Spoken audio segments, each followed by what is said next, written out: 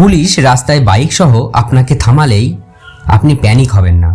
না জানলে এখানেই বড় ভুল করবেন। হেলমেট পরে আছেন, কাগজও আছে, তবুও পুলিশ থামালো। এই সময় 90% মানুষ একটা ভুল করে বসে। ভুলটা কি?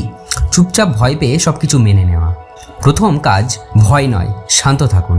বাইক সাইডে রাখুন, ইঞ্জিন বন্ধ করুন আর সম্মান দিয়ে বলুন, ইয়েস স্যার, কোনো সমস্যা? এই কথাটাই আপনাকে সুরক্ষা দেবে। আর্টিকেল 19 অনুযায়ী ফ্রিডম অফ মুভমেন্ট অর্থাৎ ভারতের সংবিধানের আর্টিকেল 19 আপনাকে রাস্তায় চলাচলের অধিকার দেয়। মানে অকারণে হয়রানি করা যাবে না, অর্থাৎ আপনি নিশ্চিন্তে থাকতে পারেন। আর্টিকেল 21 অনুযায়ী right to life and dignity.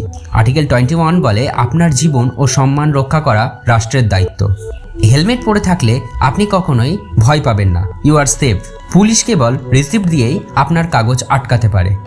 Receipt ছাড়া কাগজ নেওয়া বেআইনি। তাই বিনা কারণে গাড়ি আটকানো, নগদ জরিমানা নেওয়া এগুলো কিন্তু করতে পারবেন না।